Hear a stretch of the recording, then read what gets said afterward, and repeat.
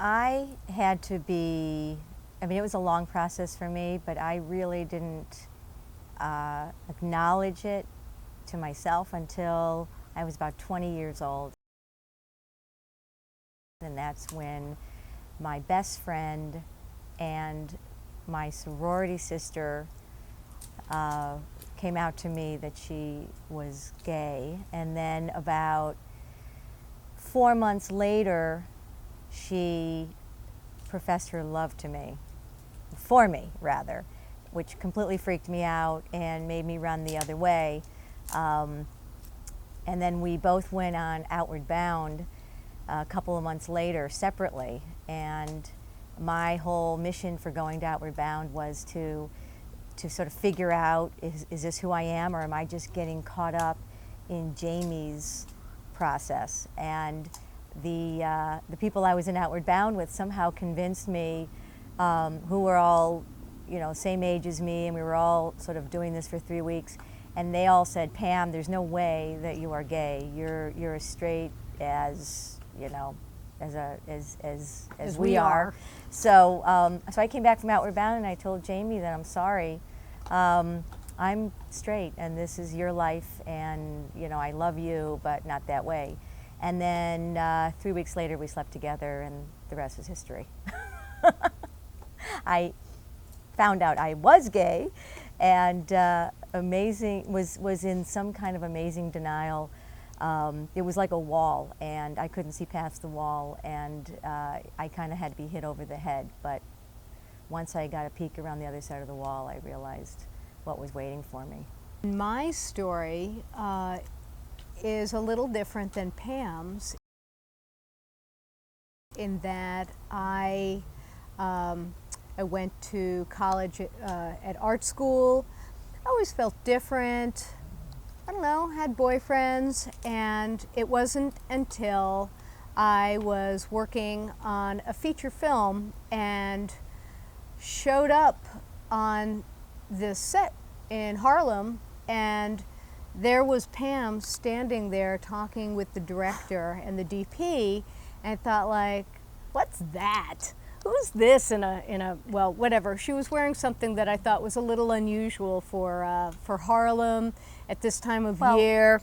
Let's just say it was the 80s, and I was, you can say it, It 'cause was that's part of the funny part of the story. white denim with shoulder pad kind of jacket item that I couldn't get past. Okay, I'm shallow. Okay.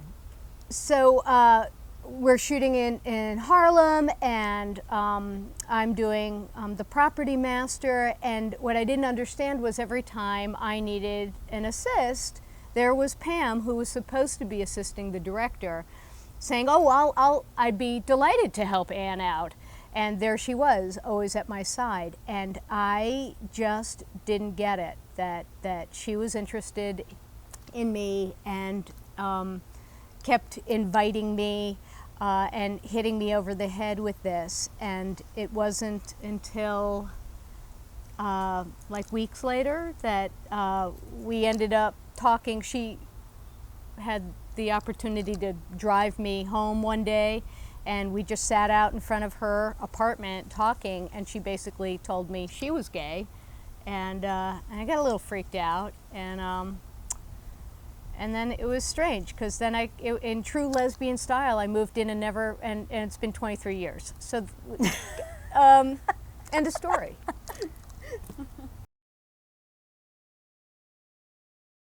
I invited Pam to come join my family for Thanksgiving, which was like a week or so later. You said sure, and we're driving up to Boston, and I explained to Pam that I was going to come out to my family, and she said, you should think about that, and I'm not sure you want to do that. And so I took that under thoughtful consideration and never said a word. And it wasn't until maybe 5 years later, we used to have game night once a week in New York, and it was Pam and I and 2 gay guys and a straight couple. One of the gay men was telling us about coming out to his very traditional Norwegian parental units and how difficult it was, and what he went through. And it was such a strong story, and I thought, well, you know, what have I been waiting for? I'm just going to drive up to Westchester and come out this weekend and tell my parents. And you were like, you are out of your mind. And it kind of went just like that. You know, my mom had her head in the fridge, and while she's like bent over, I'm like behind her. Hey, Mom, do I have to explain my relationship with Pam?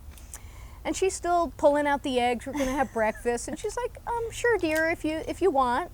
And I said, well, I have a relationship with Pam. And she said, oh, that's nice, dear. And I said, yeah. Is there anything you want to know about it or ask me? She said, no, are you happy? And I said, yeah, this is all going great. She said, good, then I'm happy. That's great. So then eggs are made, we sit down, she screams for my dad, he comes downstairs, we're all at the table, she looks at me, Ann, do you want to tell your dad something? Sure. Hey, Dad, so I have a relationship with Pam. And he says, oh, okay. So are you happy? And I said, yeah, I'm happy. This is nice. And he said, good. Then I'm happy for you. And that was it. It was like I drive back downtown. I say, so I did it. And she goes, did what? Well, I got my oil changed and I told my parents I'm gay. And that was the reaction. Yo, what? I've been waiting years. Oh my God. I can't believe you just did that. And I was like, yeah, well, you know, and I had the great fortune of having the very accepting parents. Their philosophy was if we ever had things to tell them, they weren't going to pry, they were going to let us tell them. And that was about the 5-year mark, and I had been looking for a time that I could, I felt emotionally ready. I mean, this was so many years in the making because I knew my mother's reaction was going to be really not good, and so I just needed to be emotionally ready. My dad, I was able to talk to probably 6 months before, and he was very accepting and Supportive. Very supportive, and acknowledged that, you know, your mom's going to have a really hard time with this. And in some ways, I think my mom knew already, but was in complete denial. I mean, we had been together 5 years. I don't know how I chose Mother's Day weekend, but I did. It was just a time where I thought it was nice to invite her out to spend some time with me, and made herself totally scarce. I don't know where you went, but you were like, I'm... That gay guy that we play cards with, he lived 2 elevator banks over in London Terrace. Stayed with him, right. He was out of town. I stayed in his place, and I watched. And we made some excuse up to my mom that you had to go out of town or something. I had to do something. And so she came in on Friday night, and throughout the whole, I'll never forget that weekend, because it was just like, when am I going to do this, and how am I going to do this, and oh my God, I set this all up. I have to do this now. And I remember Saturday afternoon, we went walking in the village. There were these cafes, and I thought, we'll stop in a cafe, we'll have some lunch, and I'll tell her over lunch. We'll sit at a table, it'll be nice, it'll be quiet. So we sit down, and we're in a line of tables of like two tops, and I look down, both sides of me are these gay guys, and as I'm having this conversation with my mother, I see them looking at me. I mean, it could be my paranoia, but I felt like they all knew exactly what I was doing and what I was trying to do, and they were all ears. And there was no way in hell I was coming out there to my mother with this audience of gay men all up and down, all listening to what was going to happen here. So that moment passed. Yeah. And finally, Sunday night, we were at Gotham Bar and Grill, a very nice restaurant in the Village in New York, and we were having Mother's Day dinner, and I had a couple of drinks. My mom had a couple of drinks. I feel pretty sure she knew what was coming, and I said to her, do you think I'm happy? And she said, I don't know. Are you? And I said, yes, I'm really happy. I'm the happiest I've ever been in my whole life. And it's due to my relationship with Ann. And my mom took a deep breath. She looked down, and it actually was a nice moment because she didn't get up, storm out, didn't scream. I mean, of course I made sure that we were in a public place. But she was, she was good. And she said, is this because of Ann? And I said, no. I've had relationships before Ann. On the other hand, Ann hadn't, and I'm the one who approached Ann, and Ann had never been with a woman before. So this is totally my doing with regards to taking the initiative.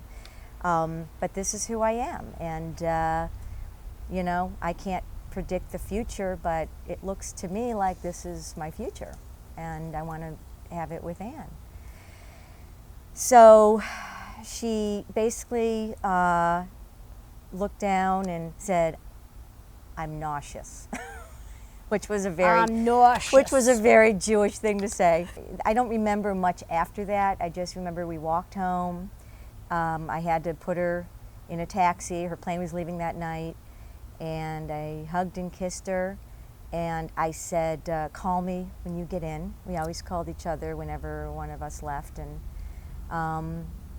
basically didn't hear from her for about 3-4 days. So I called her, and she was still okay, but she was a little distant, and we had a conversation, and she was like, basically said, it's just very hard for me. I just don't accept this. And I said, well, Mom, I'm sorry you don't accept this, but this is who I am, and I'm so happy to have told you. I can't tell you what a weight is off my shoulder, but this is who I am. And she said, well, I think this is Ann's fault. And I said, Mom, I'm the only woman Ann's ever been with. On the other hand, I can't count on 2 hands how many women I've been with. And I can't believe I said that to my mother, but there was silence, and she said, I'm nauseous. She said that again. And anyway, it was sort of like, I felt like I broke the ice with her. I really did. I felt like, okay, I'm going to make light of this. I'm going to be real. I'm going to joke about it.